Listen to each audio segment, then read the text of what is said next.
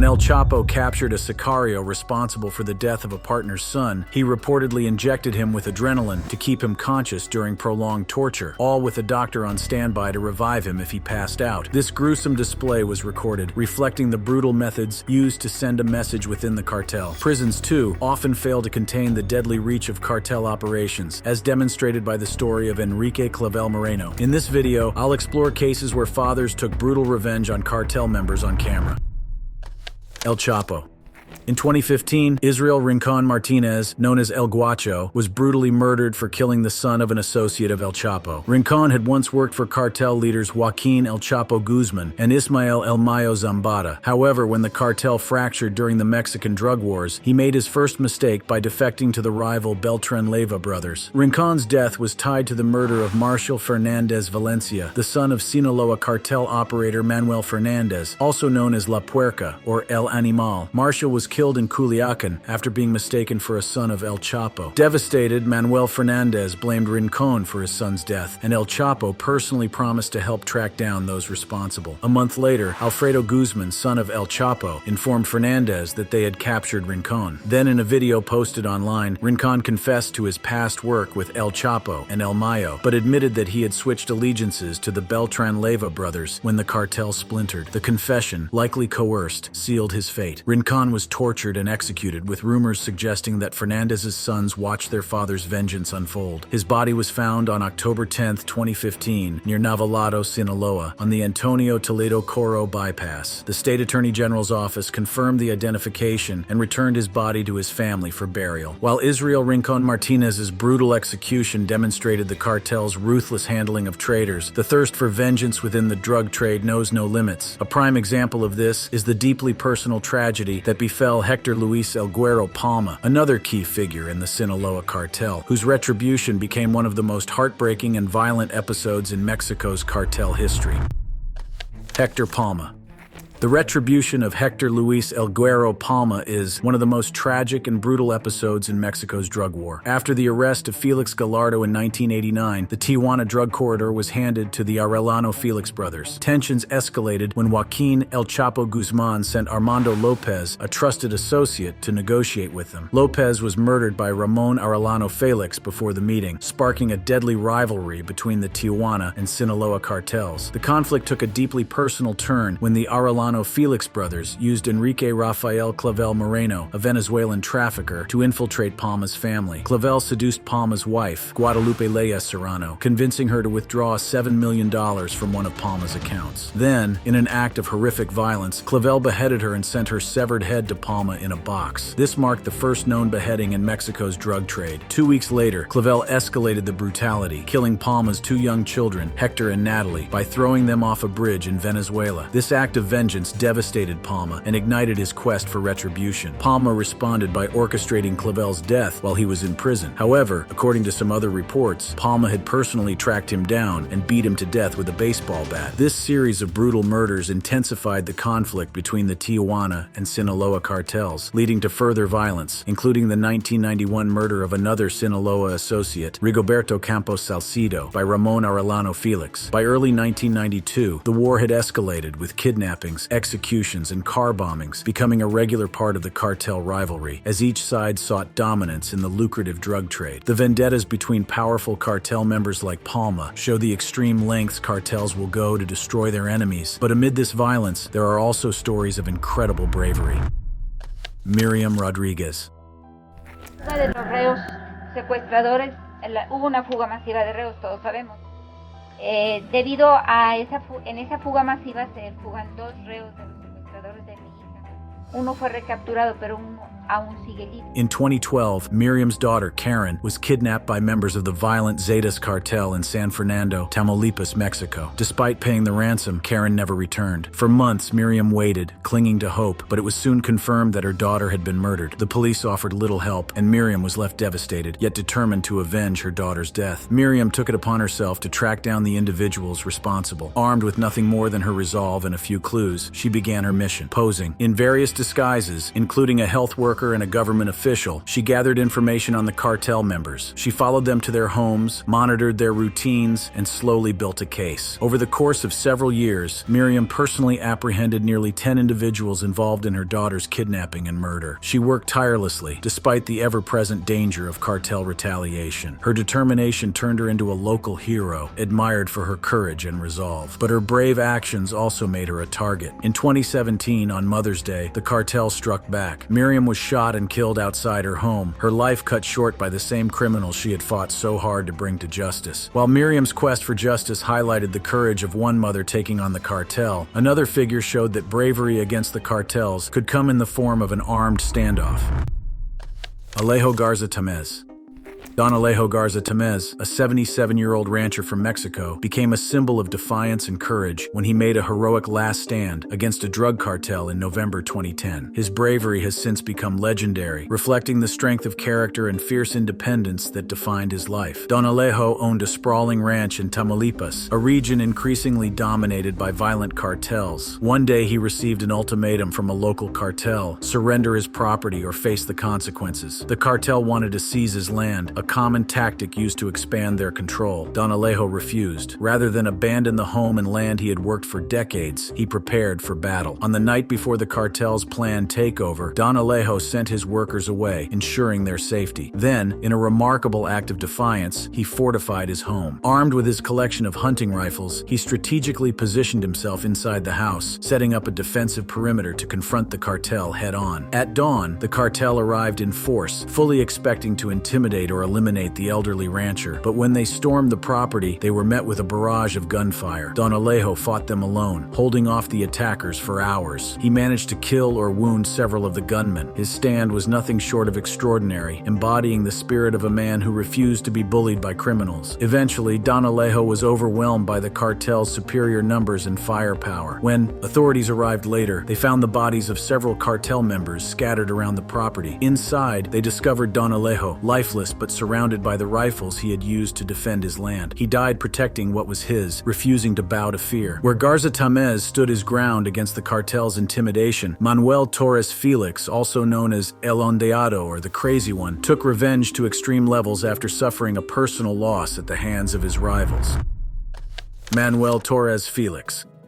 Manuel Torres Felix, or as some people would call him, the Crazy One, was a notorious figure in the world of Mexican drug trafficking, particularly after a pivotal event in April 2008 that marked a turning point in his life. His son, Anastasio Torres Acosta, was assassinated in an ambush orchestrated by the rival Beltran Leyva cartel. The attack left Anastasio dead, while Torres Felix's daughter, Alondra, aged 4, and his sister-in-law Sandra Rivas Heredia were both injured. The gunmen left a chilling message at the scene, signed on behalf of Arturo Beltran Leyva and his allies, Los Zetas, taunting Torres Felix and signaling the deepening conflict between rival factions. According to the reports, this event made him go crazy. Devastated by the loss of his son, he sought brutal revenge, capturing and torturing those he held responsible. This act of retribution fueled a violent cartel war in Sinaloa, marking the start of a period of intense bloodshed. His erratic behavior and increasingly violent methods earned him the moniker El Ondeado, a reflection of his perceived instability and the deadly force he unleashed in the aftermath of his son's death. As a high-ranking figure within the Sinaloa cartel, Torres Felix became a key enforcer for Ismael El Mayo Zambada and Joaquin El Chapo Guzman. Under his command, countless killings were attributed to his forces, solidifying his reputation as one of Sinaloa's most dangerous traffickers. His notoriety only grew as the body count rose, and the once personal tragedy became a catalyst for a broader cartel war. Torres Felix's reign came to an end on October 13, 2012, in a violent gun battle with the Mexican military in Oso Viejo, Culiacan. After his death, his body was heavily guarded by the military to prevent any attempts by his associates to reclaim it. In the aftermath of the confrontation, authorities seized significant caches of weapons and ammunition, underscoring the level of firepower Torres Felix had at his disposal. Torres Felix's descent into violence following his son's death mirrored the chaos that often drives cartel leaders. However, few figures wielded violence with the same fanatical conviction as Nazario Moreno Gonzalez, El Chayo, who blended religious zealotry with extreme brutality, leading one of Mexico's deadliest cartels.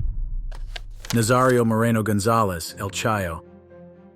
Nazario Moreno Gonzalez, known as El Chayo, or the Craziest One, led two of Mexico's most violent cartels, La Familia Michoacana and the Knights Templar. He blended religious fanaticism with brutal violence, creating a cult-like following. El Chayo preached Christian values to his cartel, distributing Bibles he authored that mixed morality with justifications for violence. Despite portraying himself as a protector, Moreno orchestrated terror across Michoacan, demanding absolute loyalty and punishing defiance with death. Under his leadership, La Familia Michoacana committed gruesome killings, often leaving mutilated bodies in public to intimidate rivals and authorities. His brutality extended to civilians and officials, including a young federal officer, Martin Moreles, who was tortured and killed in retaliation. Moreno also portrayed himself as a spiritual leader, offering his followers a twisted moral justification for their horrific acts. Declared dead in 2010 after a shootout, he evaded authorities for years until finally being killed in 2014. El Chayo's legacy is one of violence and fanaticism, earning him his infamous title. While El Chayo ruled with a mix of religious fanaticism and terror, others, like Juan Jesus Guerrero Chapa, were hunted down for betrayal. Guerrero Chapa's assassination was not just a result of cartel violence, but a meticulously planned revenge, highlighting the long reach of these criminal organizations.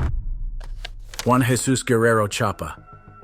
The murder of Juan Jesus Guerrero Chapa, a former attorney for Gulf Cartel leader Ociel Cardenas Guillen, was a meticulously orchestrated hit carried out by men working for a revenge-driven cartel boss. Guerrero Chapa, who lived in the affluent South Lake area near Dallas, Texas, was shot dead on May 22, 2013, while shopping with his wife. His killing marked the violent culmination of a 2-year manhunt. Guerrero Chapa, once a powerful figure within the Gulf Cartel, had been living in the U.S. under an alias and cooperating with U.S. authorities as an informant. However, he had enemies. A man known as El Gato, a high-ranking cartel figure, blamed Guerrero Chapa for his father's death and sought revenge. Los Zetas, the paramilitary wing of the Gulf Cartel, were also angered by Guerrero's cooperation with law enforcement, further fueling the cartel's pursuit. In court, prosecutors described how Jesus Gerardo Ledesma Cepeda, his cousin Jose Luis Cepeda Cortez, and Ledesma's son meticulously tracked Guerrero Chapa, using GPS devices and cameras to locate him. The men worked as hunting guides, with Ledesma Cepeda allegedly coordinating the operation from a distance while his son monitored from a coffee shop. On the day of the killing, a masked gunman exited an SUV and shot Guerrero Chapa multiple times through the window of his vehicle as he tried to escape. While El Chayo ruled with a mix of religious fanaticism and terror, others, like Juan Jesus Guerrero Chapa, were hunted down for betrayal. Guerrero Chapa's assassination was not just a result of cartel violence, but a meticulously planned revenge, highlighting the long reach of these criminal organizations. Eduardo Gallo.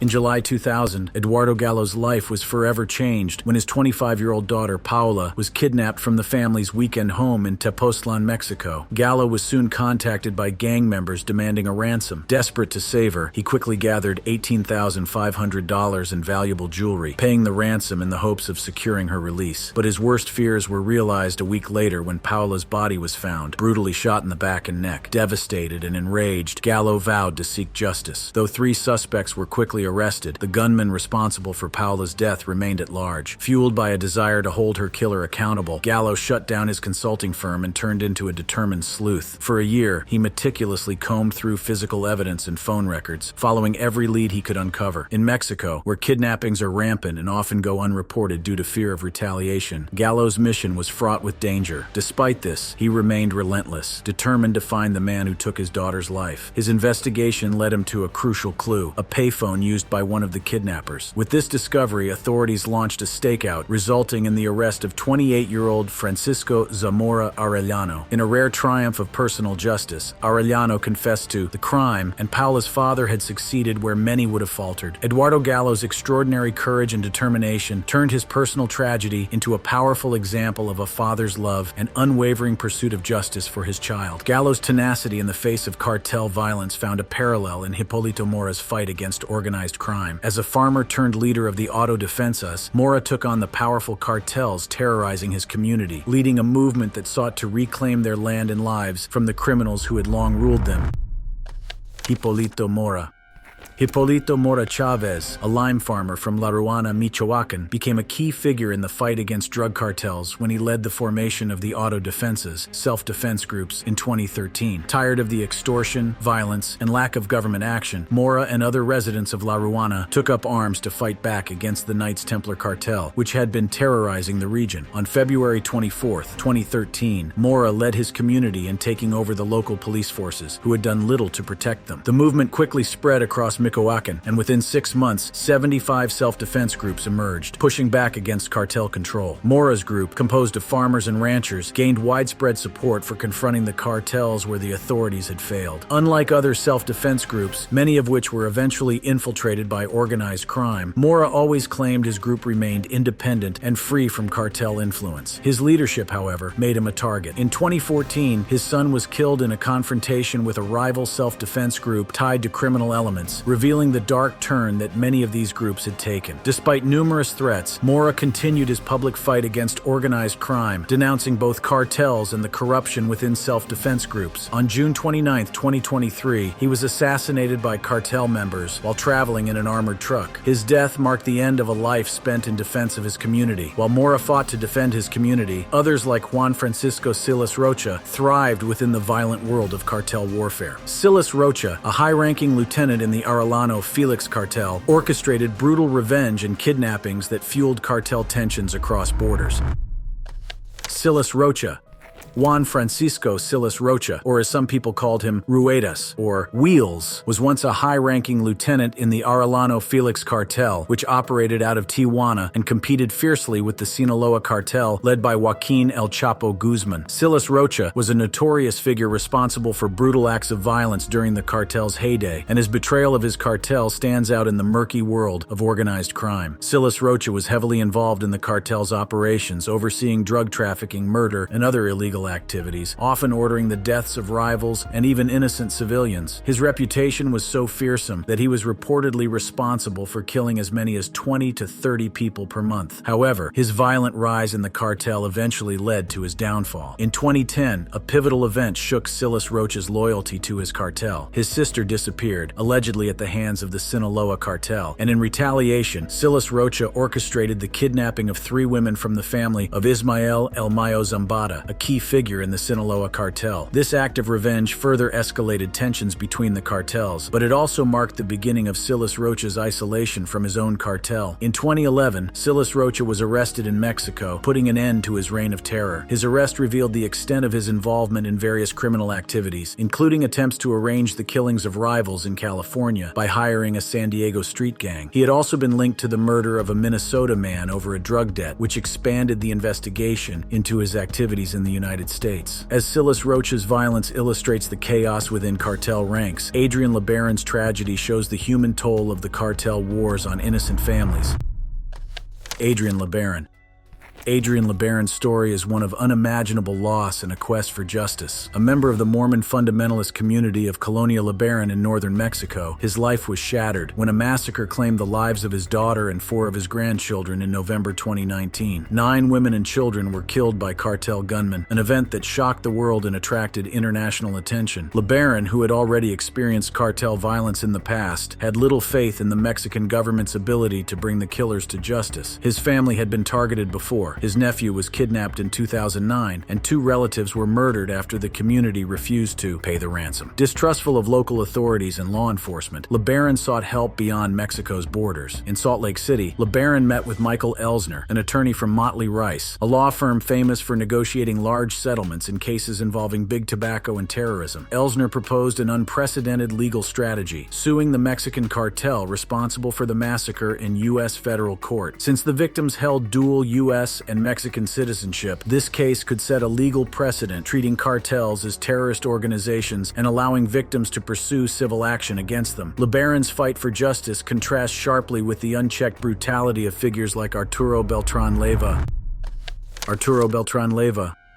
One of the most infamous instances of Arturo Beltran Leiva's brutal violence occurred in 2008, when he ordered the assassination of Rodolfo Carrillo Fuentes, a member of the powerful Juarez cartel. This killing set off a chain of events that would reshape the dynamics between Mexico's major drug cartels and ignite an even bloodier chapter in the country's drug war. Rodolfo Carrillo Fuentes was the younger brother of Vicente Carrillo Fuentes, the leader of the Juarez cartel. In the highly competitive and deadly world of Mexican drug trafficking, alliances between cartels were critical to survival. At one point, the Juarez cartel and the Sinaloa cartel, which Arturo Beltran Leiva was part of, had an agreement to work together. However, tensions rose when disputes over territory and control of key drug routes erupted. Arturo Beltran Leiva, a top lieutenant in the Sinaloa cartel at the time, saw Rodolfo Carrillo Fuentes as a threat to his growing influence. In September 2004, after a tense period of rivalry and mistrust between the two cartels, Arturo decided to eliminate Rodolfo.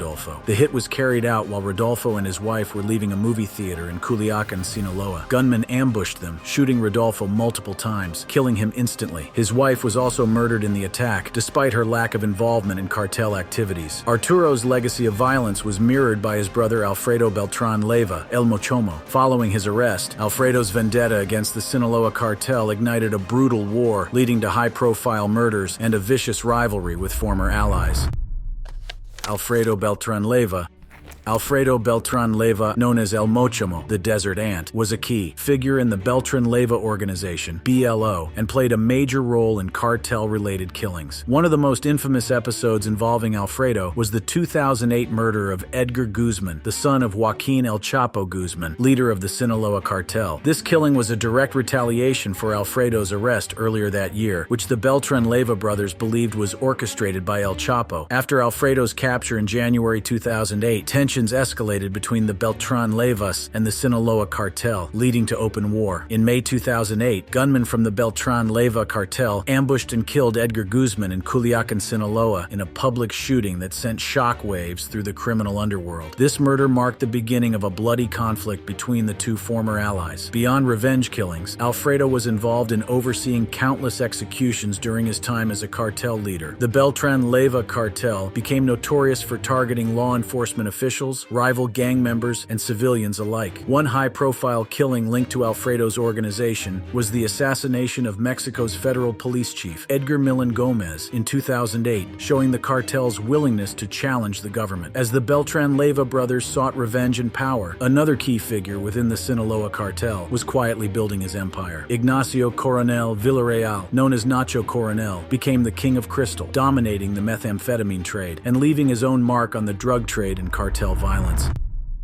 Ignacio Coronel Villarreal, also known as Nacho Coronel, was one of the most powerful and elusive figures within the Sinaloa cartel. Known as the King of Crystal due to his dominance in methamphetamine production and trafficking, Coronel played a central role in the cartel's operations, working closely with its leaders Joaquin El Chapo Guzman and Ismael El Mayo Zambada. His criminal empire spanned drug production, trafficking, and cartel violence, making him one of Mexico's most notorious drug lords. Coronel was instrumental in the Sinaloa cartel's shift into methamphetamine trafficking in the late 1990s and early 2000s. He established extensive meth labs across western Mexico, particularly in Jalisco and Michoacan, turning the region into a hub for meth production. His ability to manage large-scale meth operations earned him his infamous title. Coronel's methamphetamine reached markets across the U.S., contributing significantly to the drug trade and the associated violence that plagued both sides of the border. His criminal enterprise was highly organized, allowing him to dominate this illicit market. In addition to meth, Coronel was heavily involved in cocaine trafficking. He secured cocaine shipments from South America and organized their transport through Mexico and into the U.S., using his stronghold in Guadalajara, Jalisco, to control key trafficking routes. His logistical expertise made him a crucial player in the U.S.-Mexico drug trade, further solidifying his position within the cartel's leadership. Although Coronel was known for keeping a lower profile compared to other notorious figures like El Chapo, he was not immune to the violent tactics that defined cartel warfare. His role in overseeing and protecting the Sinaloa cartel's interests, often involved orchestrating or condoning acts of extreme violence. Under his leadership, countless rivals, government officials, and civilians were killed as the cartel fought to maintain its control over drug routes and territory. On July 29, 2010, Ignacio Coronel's reign came to an end during a military raid on his safe house in Zapopan, Jalisco. Refusing to surrender, Coronel engaged in a shootout with Mexican soldiers and was ultimately killed. His death was seen as a major victory for the Mexican government in its fight against the cartels, but it also created a power vacuum that led to further violence in the region. While Coronel Villarreal's empire focused on drug trafficking, Heriberto Lascano took the violence to new extremes. As the leader of Los Zetas, Lascano redefined cartel brutality, turning his organization into one of the most feared and ruthless in Mexico's history. Heriberto Lascano, also known as El Lasca or Z3, was one of the most feared and violent leaders in the history of Mexican organized crime. As the head of the brutal Los Zetas cartel, Lascano transformed the group from a paramilitary force into one of Mexico's most powerful and ruthless drug cartels. His reign of terror left a legacy of violence, bloodshed, and fear that still reverberates across Mexico. Lascano began his career as a member of the Mexican Army's elite airborne special forces. Trained in combat tactics, counterinsurgency, and intelligence operations, he was recruited in the late 1990s by the Gulf Cartel as part of Los Zetas, a paramilitary enforcement group initially formed to protect the cartel's interests. Along with his comrades, Lascano used his military expertise to wage war on rival cartels, protecting Gulf Cartel operations with ruthless efficiency. However, Lascano's ambitions soon grew beyond his role as an enforcer. Under his leadership, Los Zetas broke away from the Gulf Cartel in 2010, becoming an independent and highly dangerous criminal organization.